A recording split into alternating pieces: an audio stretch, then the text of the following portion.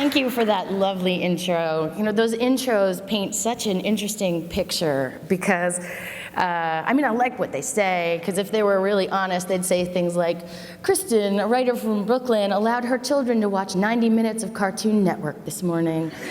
She has a pair of bright yellow Crocs, which she wears more than she should. But I'm very honored and humbled to be here, ready to talk to a room full of highly intelligent EIFs who probably read the New York Times cover to cover, probably hiked a mountain, whatever, let's do this, let's just do this. So here's a story. A few months after Frozen opened, I was asked to do two kinds of panels. The first was with my husband, Bobby, my collaborator, to talk about writing the music of Frozen, and we'd get up and we'd sing Love is an Open Door, and I'd screech out, let it go, and it was fun. But then there was a second kind of panel I was asked to do, and it was just me to talk about being a female writer in musical theater. Now, Bobby, my husband and collaborator, wasn't being asked to do panels about being a male writer in musical theater. There are no Q&As about the pitfalls and dangers of men writing men. Those evenings are called A Tribute to Contemporary Broadway Writers. But here in 2015, we women in showbiz get our own panels like unicorns, rare and lucky to have survived. There seems to be a narrative here, but is it perception or is it based on fact? To find out, I dusted off some old math chops. Actually, I totally asked my assistant.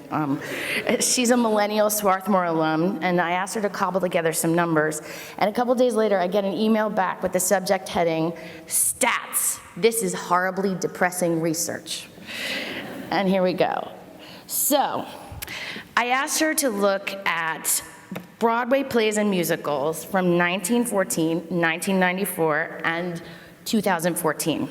As you can see, they all look frighteningly similar, like thirsty Pac-Men in the rain. Basically, in 1914, 84% of all the plays were written by men, plays and musicals. In 1994, when I graduated from Williams College, 80% of all the plays and musicals were written by men. In 2014, 79% of all plays and musicals on Broadway were written by men. So over 100 years, we got 5 percentage points towards gender parity. Now, if I look at a study done a little earlier, in 2009, they did a study and found out that women make up 60 to 75% of the Broadway ticket buyers, and yet between 1999 and 2009, only 11% of the shows on Broadway were written by women. WTF. Maybe it's that fewer women want to be writers, but no, actually, if you look at the development programs, the gender split is 50-50. So, that's Public Theater Emerging Writers, Dramatists Guild, the New Dramatist Residents. There is something going on in the gap between development opportunities and being produced. Why aren't women writers being produced as often as male writers? What's the story here, and how do we rewrite it? So here's what I know about rewriting. In order to get to the good ones, to get the fresh ones, you've got to be willing to do 3 things. Step 1, you get the story out there. You look at it. You look at it really closely. Step 2, you break that story apart. You keep the best parts and you throw away what's not working. And finally, step 3, using those good parts, you rebuild the story so it's stronger. And you do this again and again and again until time's up and it pencils down. I learned this approach to story when I started working at Disney Animation under the force of greatness that is John Lasseter.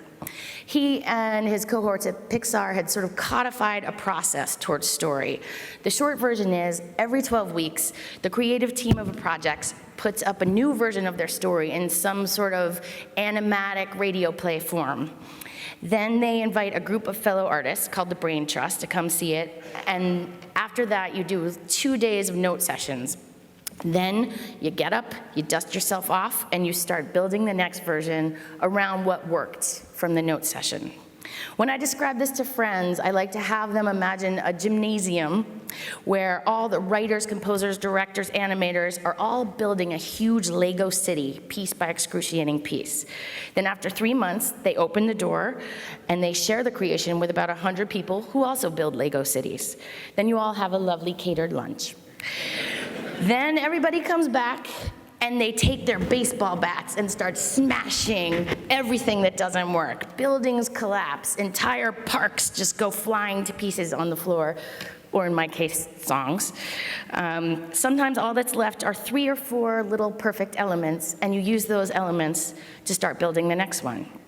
It is not for the weak. It can be heartbreaking, but it is also collaborative and fun, and I am so grateful to have a seat at that table. But the truth is, I wouldn't have a seat at that table. I wouldn't be in the proverbial room where it happens if I hadn't spent a lot of time wrestling with and rebuilding my own narrative and/or the narrative that exists in our culture around who gets to tell the stories. In other words, sometimes to be able to rewrite the narratives, you have to rewrite some narratives in yourself. So let's lay out that story. It's 1980, I'm 9, I'm obsessed with musicals, I've got every cast album, and it's in the days before helicopter parenting, so most weekend and summer days, it's just me and a bunch of neighborhood kids hanging out looking for something to do. So I'd write plays for them and direct them and design them and of course star in them. Sometimes Captain and Tennille's Muskrat Love was featured. Admission was always free. And around this time, my mom took me to see My Fair Lady at a community theater. I was bewitched. I came home and I wrote a 20-page adaptation to be done as a school play. My 4th grade teacher, Miss Leibowitz, said yes, and God bless her, became my first producer. It included an Eliza as a child scene for backstory, and I changed the ending so that Eliza called that grumpy Henry Higgins a big ding-a-ling and left him to go back to the hood and teach all the Cockneys how to speak English. When I wrote this story for my speech, it struck me for the first time that even at age 9, I was rewriting narratives from a female perspective. I was doing a ton of writing, not because it was assigned to me, but because I loved it. And yet somehow, somewhere, the narrative morphed into, Kristen loves theater, so she's an actress. I digested it. I owned that story so much that a few years later at a friend's bat mitzvah, when a palm reader told me I was a writer, I was insulted.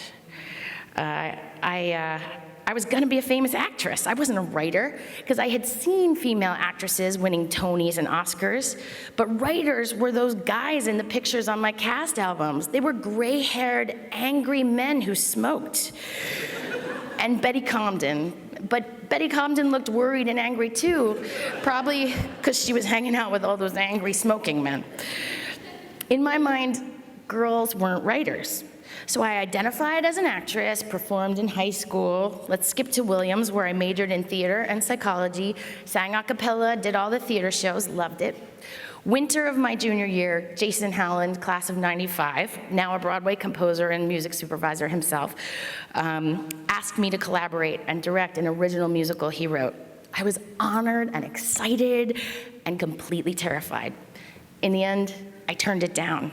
It was too scary. I had no examples of peers or role models in that kind of creative leadership role. So how dare I think I could invent the wheel? I made the safe choice and performed in the Shakespeare play.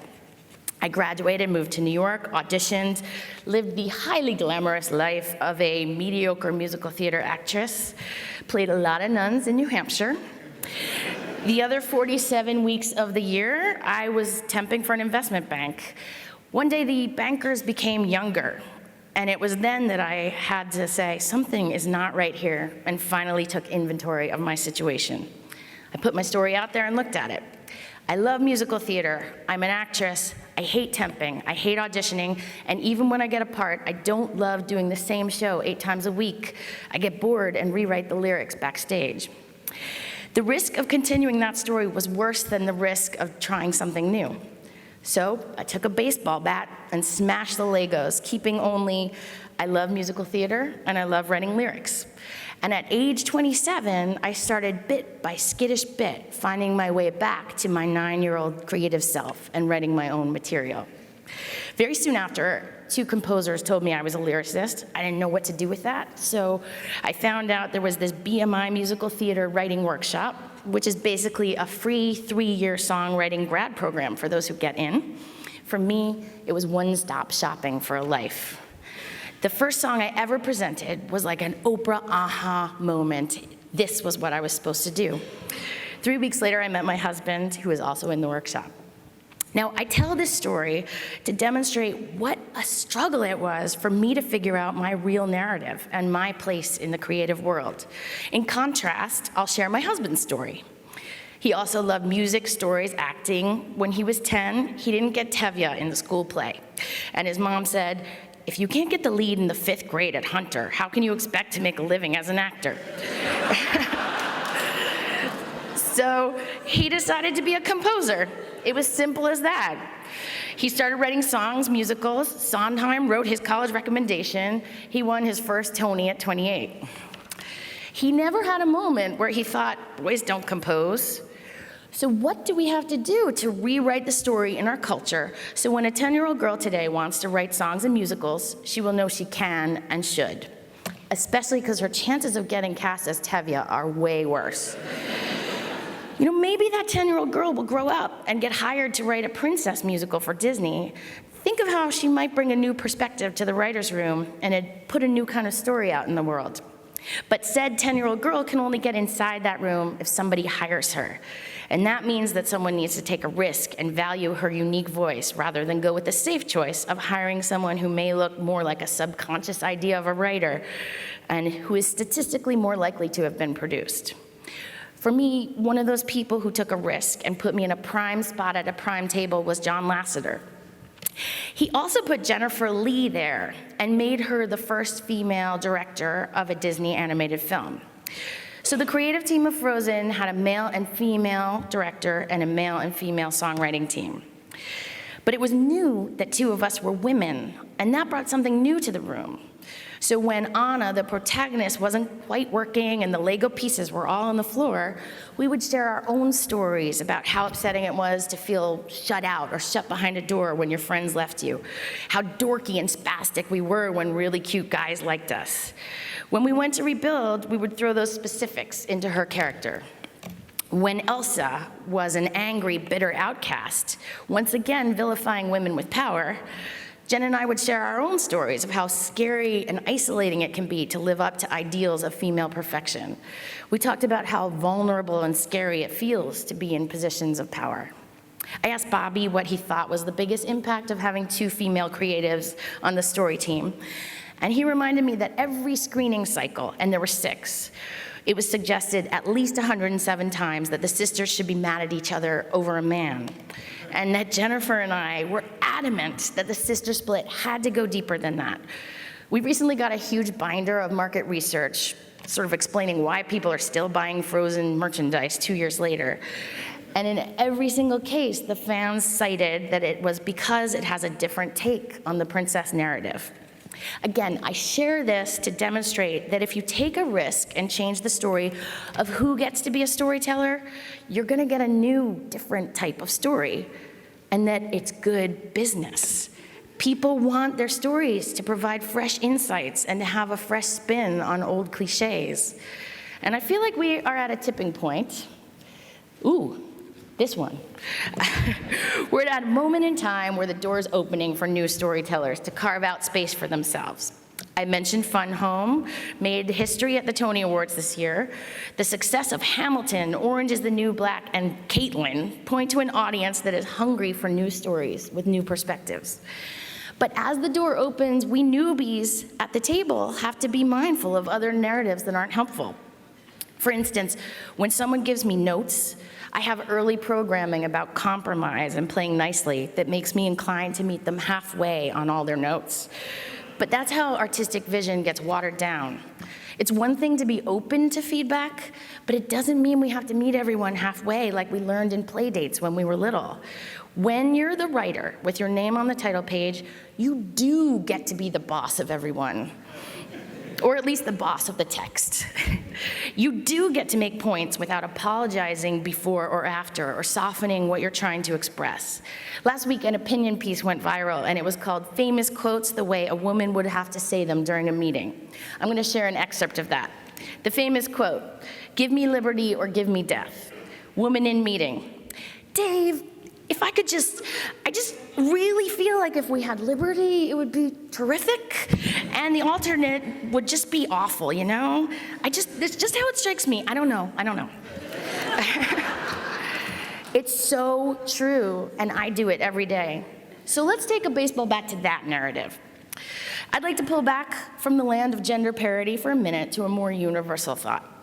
There are all kinds of stories out there that hold us back, that aren't helpful anymore. Whether it is a personal one, or a narrative in our community, or even our country. I believe in the 3-step process for story. We have to get the stories out there, really, really look at them. We need to smash the pieces that aren't working, take the pieces that are, and rebuild. And maybe have a woman in the room where it happens. Just saying. That's my story. I'd rewrite it again, but my time is up.